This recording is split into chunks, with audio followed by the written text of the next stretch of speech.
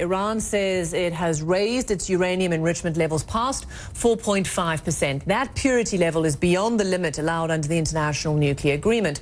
Well, US President Donald Trump says Tehran, quote, better be careful, but Iran has a warning of its own, saying enrichment levels could be increased to even higher levels if it doesn't see any sanctions relief. Meanwhile, the conflict between Iran and the US has been brewing for quite some time. Michael Holmes has more on how we got here. It was one of Donald Trump's long-time campaign promises. In May of last year, he delivers with full force.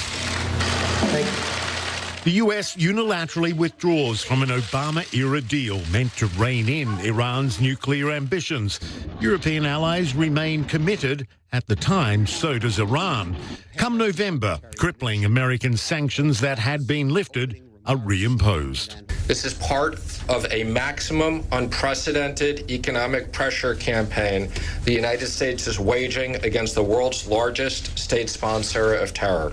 Less than a year later, an unprecedented move. The US names Iran's Islamic Revolutionary Guard Corps, an arm of its military, a foreign terrorist organization.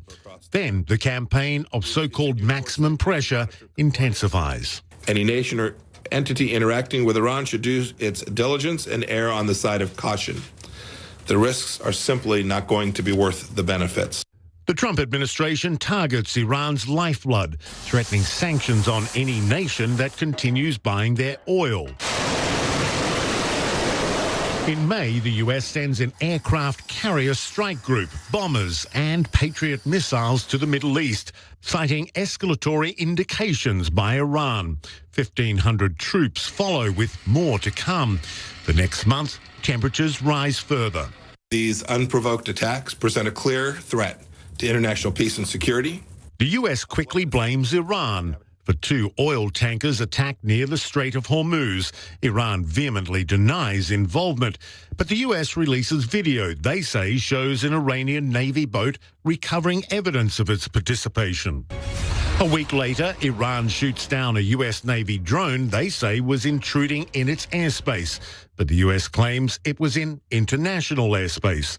It sparks a major escalation.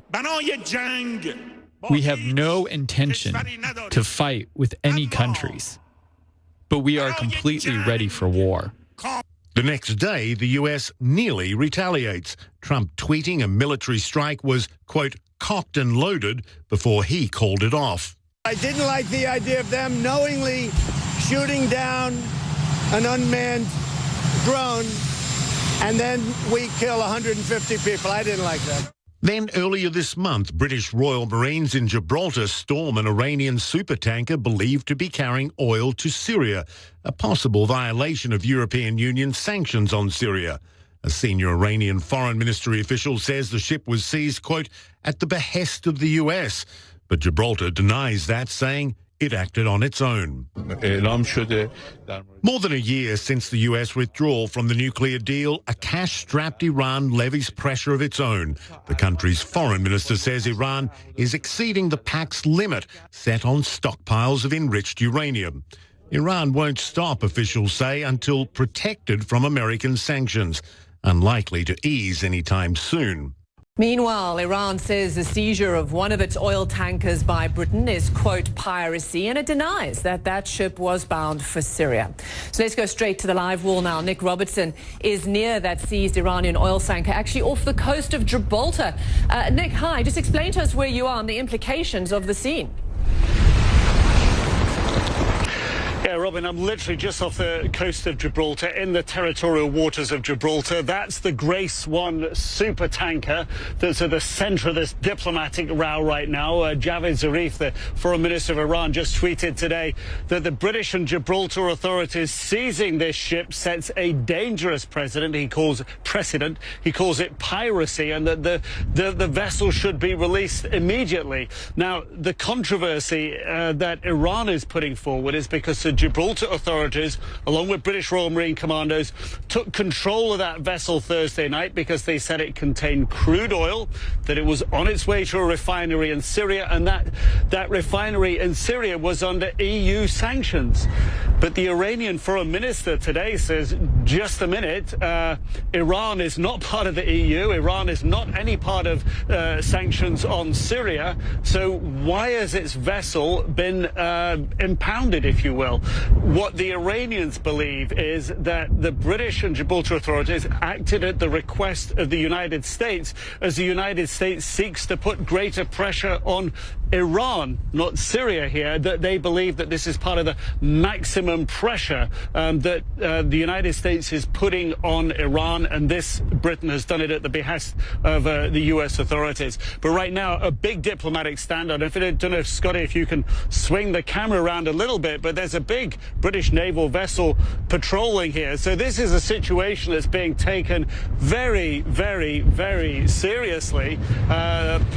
This impounded vessel here out on the sea, on the open waters, the British taking every precaution that nothing actually happens to it. The Iranians, of course, threatening that a British vessel should be impounded in its place in the Straits of Hormuz, Robin.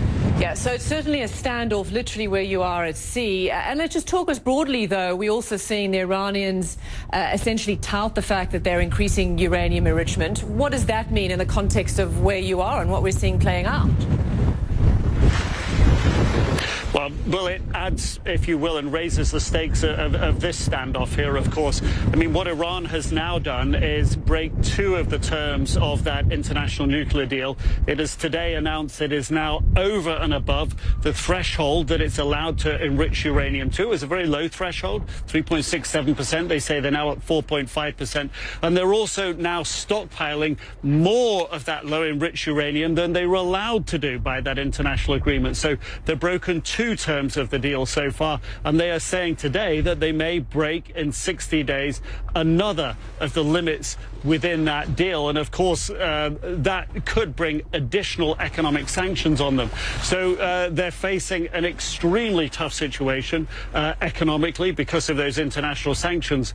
So it raises the stakes on this vessel here, the Grace 1, being held in detention. It all fuels the growing tensions with Iran and the uncertainty about what may come next, Robin.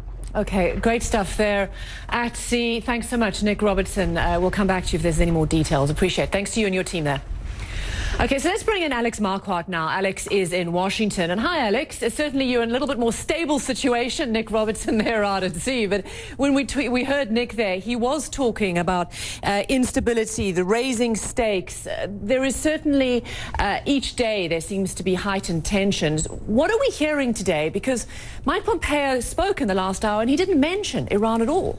Right. We have heard repeated warnings from Washington from both President Trump as well as Secretary of State Mike Pompeo, Robin. But so far, nothing in response to this latest news from Washington, from Iran. Now, of course, this is Monday morning after a holiday weekend here in Washington. As you mentioned, Secretary of State Mike Pompeo speaking just a short time ago, he did not mention this news from Iran. President Trump, as you played at the top there, warning that they better be careful.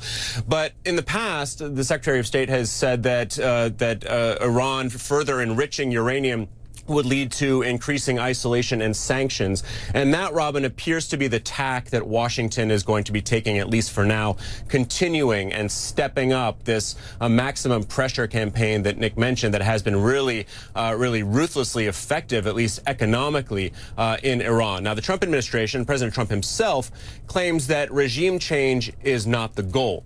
That the goal here is to make sure that Iran gets no nuclear weapons.